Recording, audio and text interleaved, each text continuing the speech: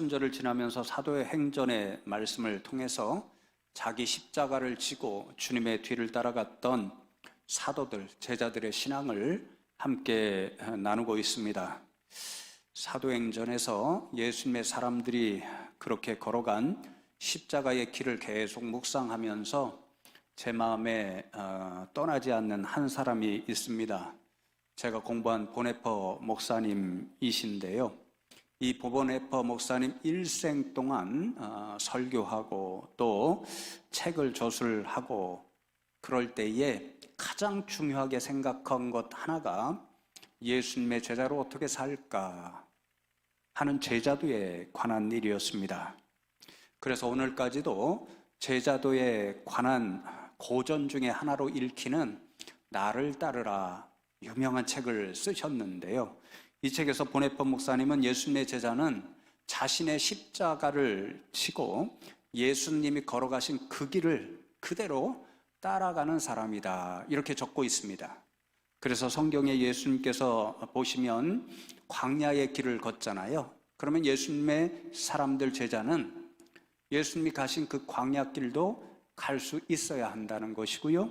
또 예수님께서 마지막 순간에는 고난의 길을 가셨잖아요. 그래서 우리가 예수님의 제자라면 우리도 그 고난의 길 그대로를 따라가야 한다 이렇게 교훈합니다. 그리고 감옥에 갇혔을 때 많은 분들과 서신을 교환했거든요. 그 서신들을 모아서 옥중서간이라고 하는 책을 편찬하게 되는데요. 그 서신 가운데서도 아주 중요한 이 보네퍼 목사님의 마음을 사로잡은 것이 제자도에 관한 것입니다.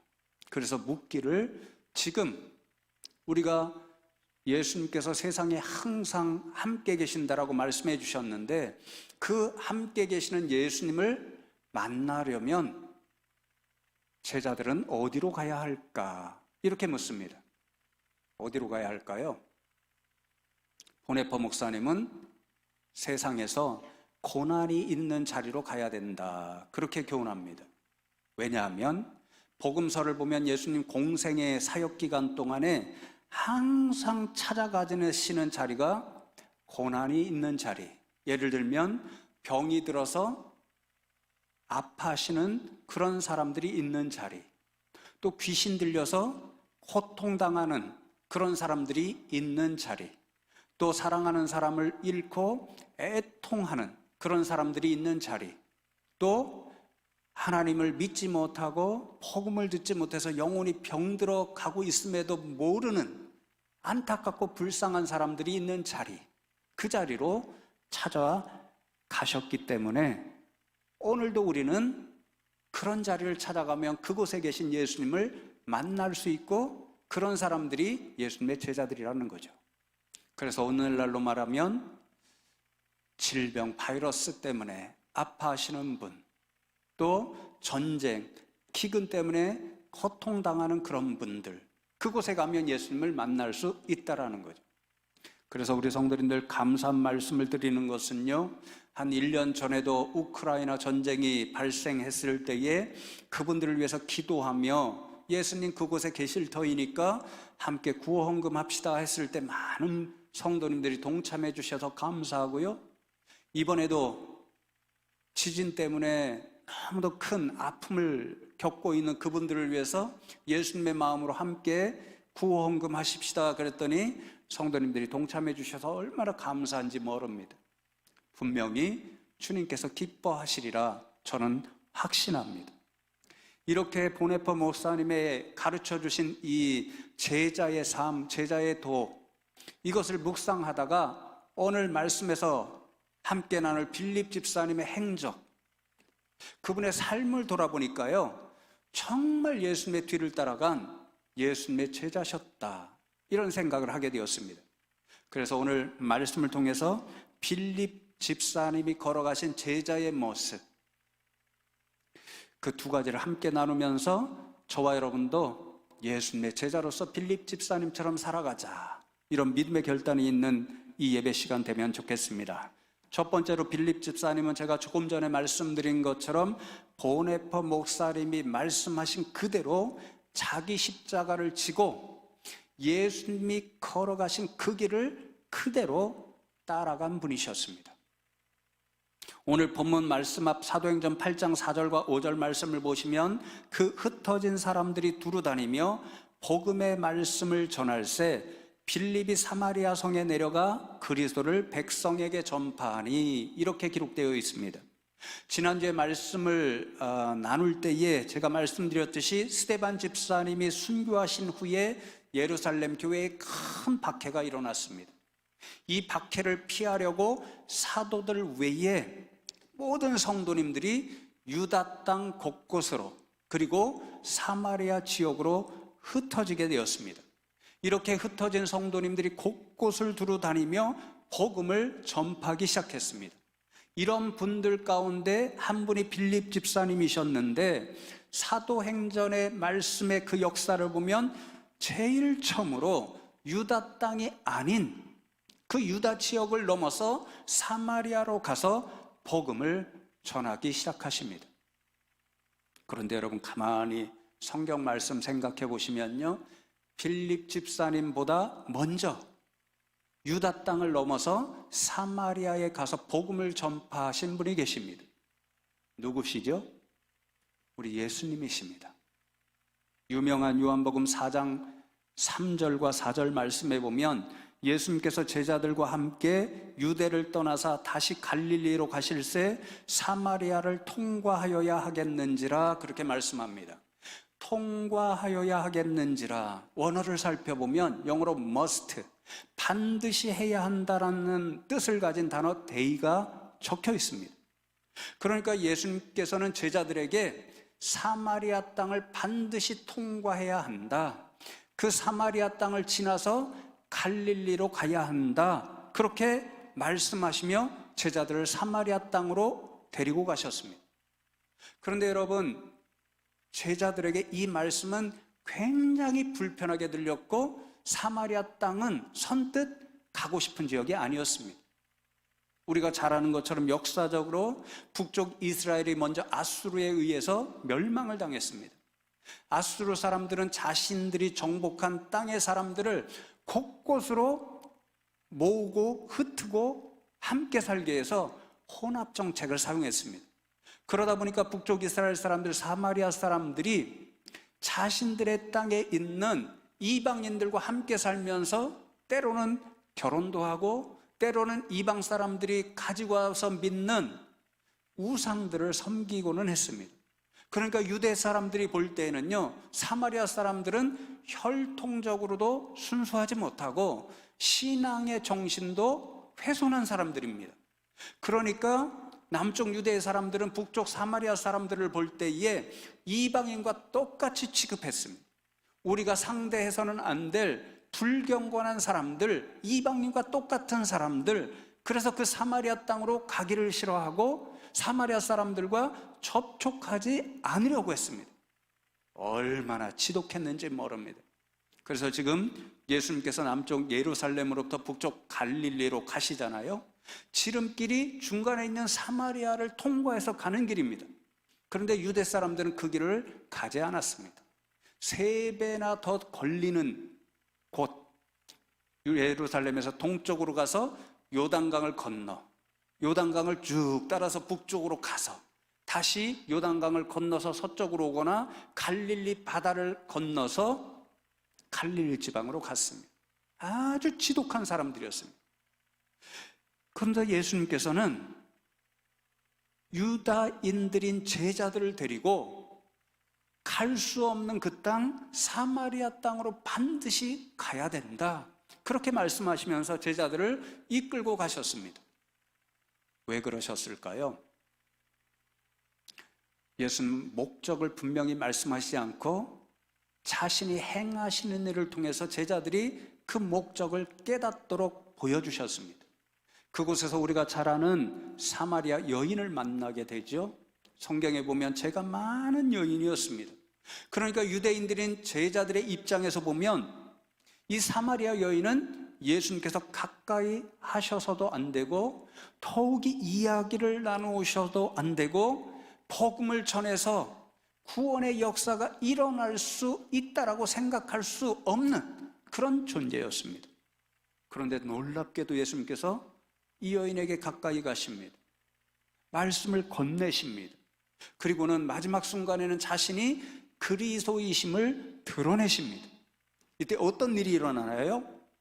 제자들이 결단코 일어나서는 안 된다고 생각했던 그 죄 많은 사마리아 여인이 복음을 듣고 예수님을 믿고 구원받는 역사가 일어납니다. 이 여인에게만 국한되지 않죠. 이 여인이 너무도 이제 감격해서 자신이 살고 있는 동네로 들어가서 사람들에게 외치기 시작합니다. 내가 그리스도를 만났습니다. 나와 함께 그분에게 같이 가보십시다. 이렇게 증거하기 시작하니까 많은 사람들이 예수님께 옵니다. 예수님의 말씀을 듣습니다. 예수님의 복음을 듣습니다. 예수님이 그리스도이심을 보게 됩니다. 그래서 예수님에게 며칠 더 우리와 머물러 주십시오. 그렇게 간청합니다. 구원의 역사가 일어나지요. 제자들이 볼 때는요, 납득도 안 되고 너무도 충격적인 사건이었습니다. 그런데 예수님이 이 충격적인 사건을 통해서 제자들에게 너희는 앞으로 나의 복음을 들고 너희들이 결단코 갈 수 없다는 이 사마리아 땅에도 와야 되고, 오늘처럼 너희들이 상종할 수 없다고 생각하는 사마리아 사람들에게도 복음을 전해야 한다. 반드시 해야 한다. 그것을 깨우쳐 주시기를 원하셨습니다. 그래서 승천하시면서도 분명히 말씀하시기를 너희들은 예루살렘과 유대 땅에서만 머물지 말고 내가 너희들을 반드시 가야 한다고 하면서 이끌어갔던 사마리아에도 가서 사마리아 사람들에게 내 증인이 되어야 한다. 복음을 전파해야 된다. 그렇게 분부하셨습니다. 그런데 다음 주 우리가 베드로 사도 말씀 나눌 때 제가 언급할 계획이지만요, 사도들조차 이 예수님의 말씀을 깨닫지도 못하고 순종하지 않았습니다. 여전히 그들은, 우리 유대인들은 경건하기 때문에, 순전하기 때문에 이방인과 똑같은 저 사마리아 사람들 가까이에서는 안 돼, 이런 생각을 가지고 있었기 때문에 주님의 말씀을 조금도 이해하지도 못하고 순종하지 않았습니다. 그런데 성도 여러분, 오늘 충격적이게도 사마리아에도 복음을 전해야 한다는 예수님의 말씀을 이해하고 드디어 순종의 첫걸음을 옮기기 시작한 분이 나타납니다. 그분이 바로 빌립 집사님이셨습니다. 12 사도들, 12 제자들도 아무도 가지 못하고 있을 때 빌립 집사님이 예수님의 말씀을 이해하고 순종하여서 예수님이 걸어가셨던 바로 그 길, 사마리아로 가기 시작합니다. 그리고 예수님이 행하셨던 그대로 사마리아 사람들을 접촉합니다. 예수님이 선포하셨던 그대로 하나님 나라의 복음을 전파하기 시작합니다. 그랬더니 8장 6절에 무리가 빌립의 말도 듣고 행하는 표적도 보고 한 마음으로 그가 하는 말을 따르더라, 그렇게 말씀합니다. 예수님께서 사마리아 지역에 가서 여인을 통하여 자신이 그리스도이심을 드러내고 천국 복음을 전파했을 때 여인도 구원받고, 여인의 전파하는 소리를 듣고 수많은 사마리아 사람들이 복음을 듣고 예수를 믿고 구원받은 역사가 나타났던 것처럼 빌립이 예수님이 걸어가신 그 길을 걸어가고 예수님이 행하신 대로 행하고 예수님이 전파하신 말씀대로 증언하였더니 똑같은 역사가 나타났습니다. 사마리아 사람들이 빌립 집사님이 정한 복음을 듣고 예수를 영접하고 구원받는 역사가 그 땅 가운데 일어난 거죠. 제자들은, 사도들은 안 된다라고 생각했는데 빌립 집사님 유일하게 오로지 하나님 말씀에 순종하고 예수님이 걸어가신 그 길을 행하여 갔더니 복음의 역사, 구원의 역사가 이루어졌습니다. 이 장면을 상상하면서 제가 오늘 말씀을 통해서 첫 번째 깨달은 것이 무엇이냐면요, 어떤 때에 복음의 역사가 일어나는가, 그것입니다. 어떤 때에 일어나고 있죠?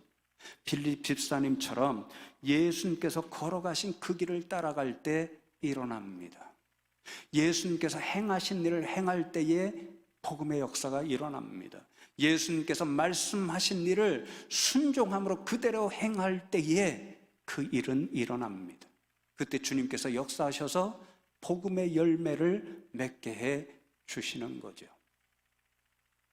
사랑하는 성도 여러분, 저와 여러분도 빌립 집사님처럼 이렇게 예수님의 사람들로 살아가면 좋겠습니다. 어떻게 살아야 되나요? 어떤 길을 가고자 합니다. 그 길을 걸어가기 전에 이 길이 주님 걸어가신 길인가? 주님께서 원하시는 길인가? 먼저 물어보시고 뜻을 분별하시면 좋겠습니다. 어떤 일을 행하시고자 합니다. 그 일을 행하시기 전에 이 일이 주님이 행하신 일인가? 오늘도 나에게 행하기를 원하시는 일인가? 그 뜻을 분별하며 기도하시면 좋겠습니다. 또 어떤 말씀을 누구에게 하기를 원합니다. 그 말씀을 내어놓기 전에 이 말씀은 주님이 하시는 말씀인가? 주님이 내 입술을 통하여 저 사람에게 전하기를 원하시는 말씀인가? 그것을 먼저 깊이 생각해 보시기 바랍니다. 그러면 우리는 빌립 집사님처럼 예수님의 사람들로 살아갈 수 있고 주님께서 우리의 걸어가는 길, 행하는 일, 내어놓는 말을 통하여 선한 결실들을 맺게 해 주실 줄로 믿습니다. 여러분, 두 번째로 빌립 집사님은 철저하게 성령의 인도하심에 자신을 맡기신 분이셨습니다. 오늘 읽은 본 말씀은 유명한 말씀이죠. 빌립 집사님이 에디오피아 내시를 만나서 복음을 전하시는 말씀입니다. 결코 만날 수 없는 두 사람이 지금 만나고 있습니다. 여러분, 어떻게 빌립 집사님이 정상적인 상황이라면 만날 수 없는 엄청난 권력을 갖고 있는 사람이잖아요. 그리고 이방인이잖아요. 어떻게 이 내시를 만날 수 있게 된 것일까요? 오늘 성경 말씀에 보면 철저하게 성령의 인도하심에 자신을 맡긴 결과였습니다. 8장 26절에 주의 사자가 빌립에게 말하여 이르되 일어나서 남쪽으로 향하여 예루살렘에서 가사로 내려가는 길까지 가라 하니 그 길은 광야라. 가사는 오늘날 유명한 가자지구를 말합니다. 29절에도 성령이 빌립더러 이르시되 이 수레로 가까이 나아가라 하시거늘. 성령님께서 빌립 집사님에게 가자지구로 가라 말씀하시니까 빌립 집사님은 그대로 성령님께 자신을 의탁하고 순종하여 가사로 내려갔습니다. 또 성령님께서 빌립 집사님에게 에디오피아 내시가 타고 있는 수레로 가까이 가라 말씀하시니까 빌립 집사님은 그대로 자신을 성령님의 인도하심에 맡겨서 순종하여 수레로 가까이 갔습니다. 이렇게 성령님의 인도하심에 따라 빌립 집사님과 에디오피아 내시엔 만날 수 없는 사람이 만나는 사건이 이루어졌습니다. 성령님의 인도하심에 따라 빌립 집사님이 가까이 가보니까 에디오피아 내시가 이사야 말씀을 읽고 있습니다. 에디오피아 내시는 경건한 유대인이었을 것입니다. 솔로몬 시대의 스바 여왕, 에디오피아 여왕이 솔로몬의 지혜를 구하러 오잖아요. 오랫동안 머뭅니다. 둘 사이에 사랑이 싹틉니다. 아들을 품고 에디오피아로 갑니다. 아들이 태어납니다. 멜레니크 황제가 됩니다. 황제가 되기 전에 아버지 솔로몬에게 와서 하나님의 말씀을 듣고 경건한 유대인이 되어 나라로 돌아갔다고 합니다.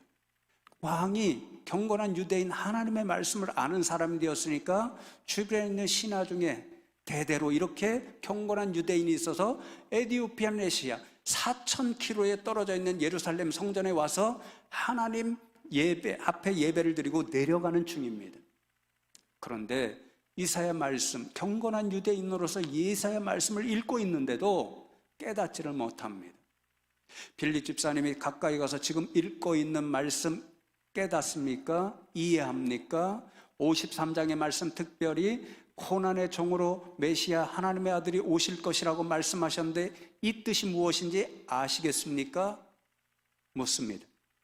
메시아가 지도해 주는 사람, 가르쳐 주는 사람이 없어서 제가 이 말씀을 깨닫지 못합니다. 이해하지 못합니다. 도대체 이사야 선지자가 예언하는 고난의 종으로 오실 하나님의 아들 메시아 그리스도가 누구십니까? 그렇게 묻습니다. 그러니까 빌립 집사님 그 말씀을 해석해요, 전달해주고 이해하도록 하는 거죠. 그분이 이미 세상에 오셨습니다. 그분은 예수님이십니다. 십자가의 고난의 길을 걸어가셨습니다. 우리를 위해서 그 고난의 짐을 감당하시고 죽으셨습니다. 그러나 우리에게 소망을 주시기 위해서 사흘 만에 죽음의 권세를 이기시고 부활하셨습니다. 예수님이 바로 이사야 선지자가 예언한 고난의 종 하나님의 아들 메시아 그리스도입니다. 복음을 전파했습니다. 내시가 듣고 깨달았습니다. 예수님을 믿기로 작정했습니다. 결단했습니다. 그래서 그 순간 빌립 집사님으로부터 세례를 받고 예수님의 사람으로 거듭났습니다. 그리고 자신의 나라로 돌아갔습니다. 높은 사람이니까 자신의 백성들에게 자신이 듣고 깨달은 예수 그리스도, 그분의 복음을 전파하기 시작합니다. 그래서 에티오피아에 교회가 탄생합니다. 오늘까지도 아프리카에서 가장 오래된 교회 역사를 가진 교회가 에티오피아 교회입니다. 이 교회 개척의 역사가 누구로부터 시작된 거지요? 성령님의 인도하심에 따라 자신을 맡기고 에티오피아 내시아에게 가까이 가서 주님의 복음을 전파한 빌립 집사님의 그 순종함의 결과였습니다. 그러니 에티오피아 교회의 개척자는 빌립 집사님이었던 거죠. 그런데 여러분, 놀랍게도 빌립 집사님은 에티오피아 교회만 개척하신 분이 아니셨습니다. 이미 말씀 나눈 대로 사마리아 교회의 개척자셨습니다. 8장 14절 말씀을 보면 예루살렘에 있는 사도들이 사마리아도 하나님의 말씀을 받았다함을 듣고 베드로와 요한을 보내매, 그렇게 말씀합니다. 빌립 집사님이 주님이 걸어가신 그 길을 순종하여 걸어가고 행하고 주님처럼 복음을 전하였을 때, 그리고 성령님의 인도하심에 자신을 맡기고 따라갔을 때 사마리아에 믿는 사람들이 생겼습니다. 그리고 교회 공동체가 형성되었습니다. 누가 개척한 것입니까? 빌립 집사님이었죠. 그러자 예루살렘의 교회 지도자들이 베드로와 요한을 사마리아 교회로 파송해서 성도님들을 만나고 부족한 것들을 가르쳐주는 사역을 감당하게 됩니다. 교회의 지도자들이었던 12사도 12제자들도 빌립 집사님이 복음을 전파한 결과로 사마리아 교회가 개척되었다는 것을 분명히 인정해 주는 장면입니다. 사도들보다 앞서갔죠. 얼마나 놀라운 일인지 모릅니다. 그런데 여기서 그치지 않습니다. 39절 전반절에 보면 둘이 물에서 올라올 새 주의 영이 빌립을 이끌어간지라, 그렇게 말씀합니다.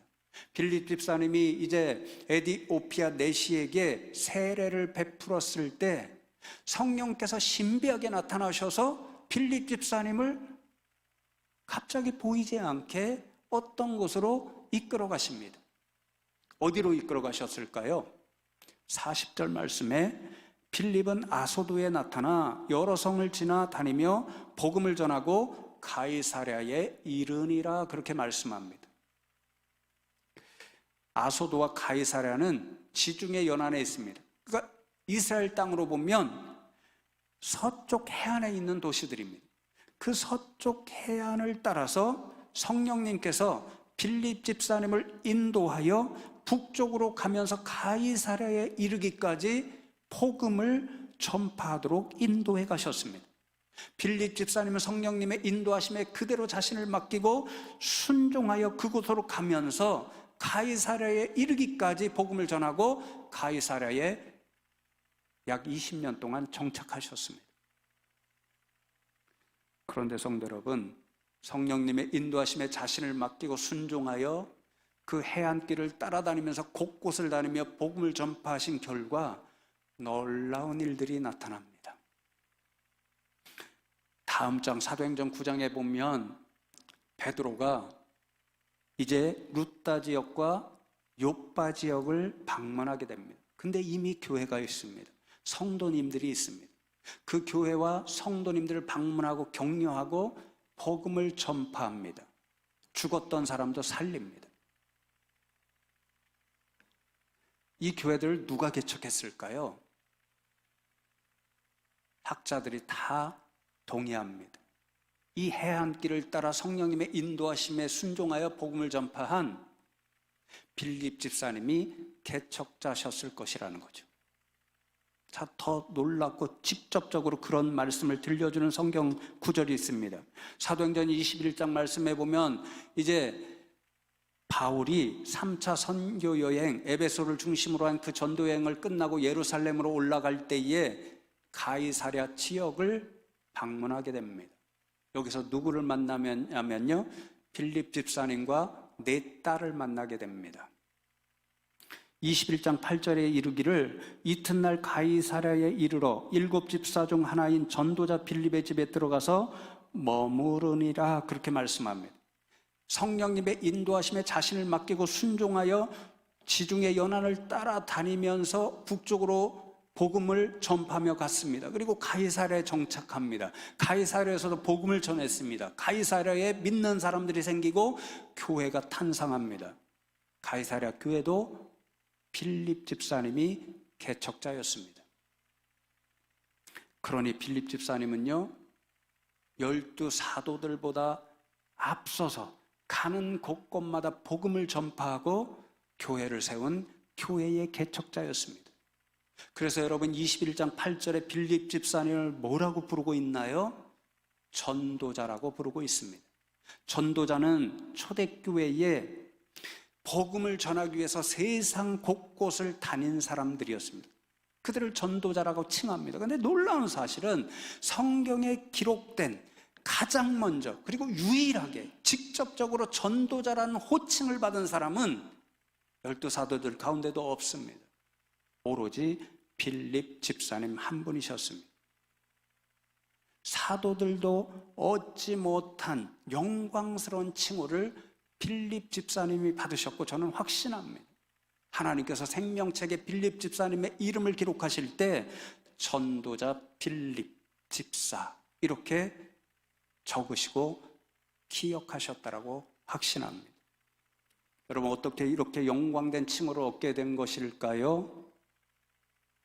성령님의 인도하심에 자신을 맡기고 순종하여 12 사도들조차 여전히 가지 못하고 있던 그 길, 사마리아로 가고 루따로 가고 요빠로 가고 가이사랴로 가서 주님이 행하신 대로 행하고 주님 말씀하고 선포하신 복음 그대로를 전파하셨기 때문입니다. 사랑하는 성도 여러분, 여러분은 어떤 사람으로 하나님의 생명책에 기록되기를 원하시나요? 저는 요즘 개인적으로 소망을 두며 기도하는 제목이 생겼습니다. 어느 순간 저희 집사람이 아주 감사한 말을 합니다. 김현수 목사의 설교와 사역을 통해 성도님들이 하나님의 살아계심을 보면 좋겠다라고 기도한답니다. 감동했습니다. 그래서 저는 요즘 종종 하나님께 한 분의 성도님이라도 좋으니 저희 집사람 기도하고 제가 소망하는 것처럼 하나님께서 김현수 목사의 이름을 생명책에 적으실 때, 그래, 김 목사는 나의 성도들에게 말씀과 가르침과 사역을 통해 내 살아있음을 보여줬어. 이런 사람으로 기록되기를 소망하고 기도합니다. 사랑하는 성도 여러분, 여러분들도 전도자로 생명책이 기록되고 하나님께 기억되고 있는 이 빌립 집사님처럼 하나님께 숭실교회에 속한 이 성도는 내게 이런 성도였어, 이렇게 생명책에 기록되고 하나님께 기록될 수 있는 우리 성도님들 되면 좋겠습니다. 이제 말씀을 맺습니다. 빌립 집사님이 이제 자신의 십자가를 지고 예수님 걸어가신 그대로의 길을 걸었습니다. 그리고 성령님의 인도하심에 자신을 맡기고 순종하여 인도하시는 대로 갔습니다. 그리고 복음을 전했습니다. 어떤 일이 세상 가운데 사람들 가운데 일어나는지를 보십시오. 이것을 사모하면 좋겠습니다. 8장 8절에 그 성에 큰 기쁨이 있더라 그렇게 말씀합니다. 빌립 집사님이 사마리아 지역에 가서 예수님처럼 복음을 전파했더니 수많은 사람들이 믿고 교회가 탄생하고 구원의 역사가 임했습니다. 그랬더니 사마리아 성에 큰 기쁨이 있었습니다. 동일하게 8장 39절 후반절에 내시는 기쁘게 길을 감으로 그를 다시 보지 못하니라 말씀합니다. 에디오피아 내시가 빌립을 만나서 깨닫지 못하던 하나님의 말씀을 깨달았습니다. 알지 못하는 예수님을 알게 되었습니다. 듣지 못하던 복음을 들었습니다. 예수님을 믿고 거듭난 사람이 되었습니다. 그래서 기뻤습니다. 그 기쁨으로 나라로 돌아갔습니다. 그 기쁨의 소식을 자신의 백성들에게 전해서 그 기쁨으로 에디오피아 교회가 세상에 탄생하게 되었습니다. 마지막으로 깨닫는 일이 무엇이냐면요, 복음이 있는 곳에 기쁨이 있다는 사실입니다. 왜 그럴까요? 복음으로 죽어가는 영혼이 살아나기 때문에 그렇습니다. 멸망으로 달려가고 있는 영혼이 복음을 듣고 멸망의 길로부터 돌아서서 생명의 길로 나오기 때문에 그 자리에는 기쁨이 있습니다. 그래서 하나님도 뭐라고 말씀하시나요? 천하보다 귀한 한 영혼, 죽어가던 그 영혼이 하나님께로 돌아오면 하늘나라에서 잔치를 열고 하나님도 기뻐하신다라고 말씀합니다. 그래서 몇 년 전에 장신대 총장이셨던 김명용 총장님이 우리 교회에 오셔서 바른신앙 세미나 1시간 인도하셨죠. 다른 내용은 다 잊어버렸습니다. 지금도 기억하는 것은 기독교는 기쁨의 종교라는 거죠. 얼마나 꼭 맞는 말씀인지 모릅니다. 그러니 여러분, 오늘 말씀의 교훈이 무엇인가요? 교회와 성도는 무엇을 하는 교회가 되고 성도가 되어야 할까요? 세상에 기쁨을 주는 교회, 기쁨을 주는 성도가 되어야 한다는 거죠. 무엇으로 세상에 기쁨을 줄 수 있을까요? 돈으로 줄까요? 빵으로 줄까요? 떡으로 줄까요? 그런 것 아닙니다. 오로지 세상을 살려내는, 죽어가는 영혼을 건져내는, 멸망으로 지금도 모르고 달려가는 그 사람들을 구원해내서 생명의 길로 인도하는 오로지 예수 그리스도의 복음, 그것으로 기쁨을 주어야 합니다. 우리 교회와 성도님들이 이 빌립 집사님처럼 복음으로 이 교회에 죽어가는 영혼들에게, 그리고 우리 교회에 주신 선교의 비전처럼 열방으로 달려가 기쁨을 주는 교회 성도님들 다 되시기를 주님의 이름으로 축복합니다.